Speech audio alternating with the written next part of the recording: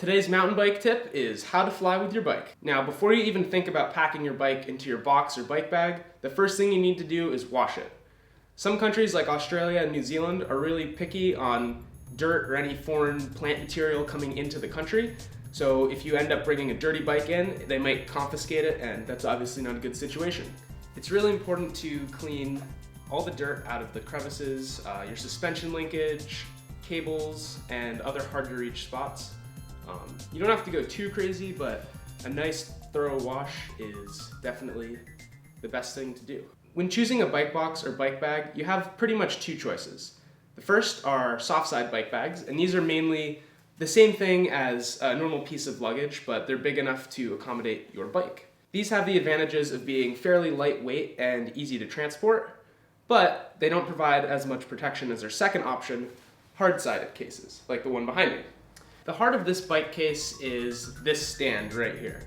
And this is one of the only bike cases that actually has an integrated work stand, which makes packing your bike much, much easier. So it's definitely easier to remove your pedals with the bike on the ground. Once you do that, you can put on the heart of the toolie case here, which is this nice rail system. And after you attach that, you can then put it on the tripod. Once you have the bike on the stand, it makes disassembly much easier, since you don't have to fight with it on the ground. The next step is to remove the rear wheel, and it's definitely easier to do so with it in the lowest gear. It's also a really good idea to use these brake pad spacers, just so in case the TSA accidentally grabs your brake lever, you don't have stuck brake pads when you get to your destination. The toolie case doesn't come with any sort of frame protectant for protecting the frame of the bike against the handlebars or anything else you might put in the bag. So what I did is I took a bunch of scraps, just of like foam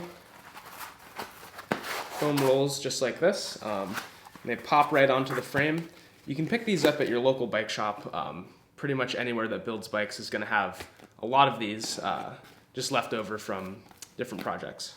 Now, we're gonna have to take the handlebars off of this bike, so it's really important that we adequately pad the frame so that it does not get scratched during transport. The easiest way to take the handlebars off is to undo these 4 bolts on the stem. This way you do not have to reset your headset pressure. So after you undo your stem bolts, you can now secure the handlebars to the frame.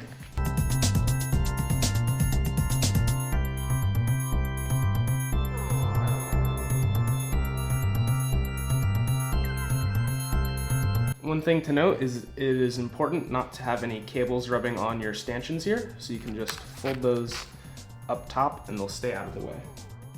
The last step in preparing your bike for travel is to remove the rear derailleur.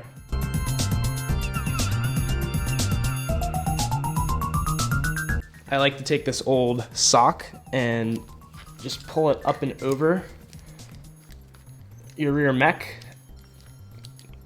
And then, same thing, some more foam padding.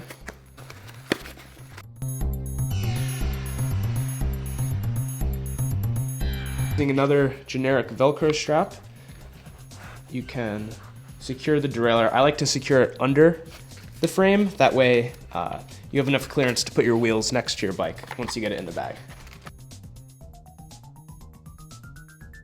So now that you have your bike properly prepared for putting it in the box, it's time to actually do that. The first step is to take off the cover of your bike box. You can set that aside.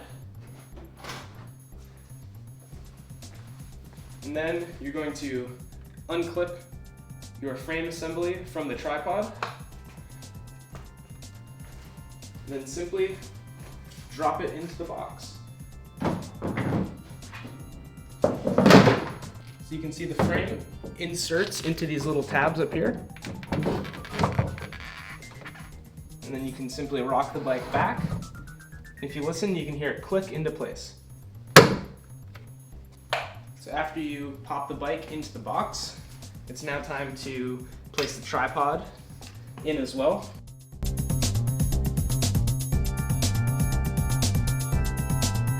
The hub of the tripod right here simply locks back on to the rail on the top.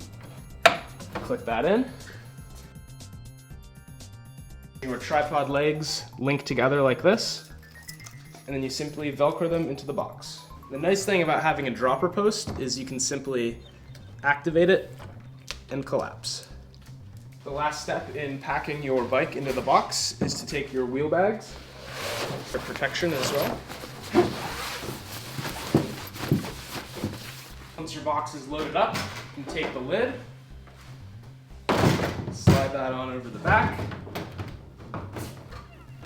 and then latch it down.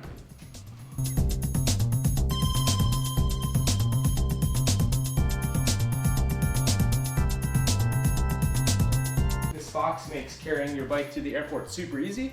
Simply grab the handle and off you go.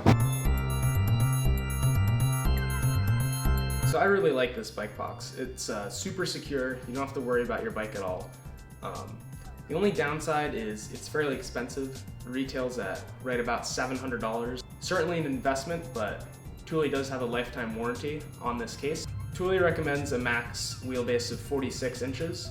I ride a medium Santa Cruz Nomad, and in the low setting that's about 47 inches, and it fits the box perfectly. There's no need to air down your suspension or tires, as all airline cargo holds these days are pressurized, so you don't have to worry about that. However, some airlines do require that you remove the air from your tires, so if they want you to do that, then you should go ahead and do that to avoid any problems. This video is in no way sponsored by Thule. I just think they make great products.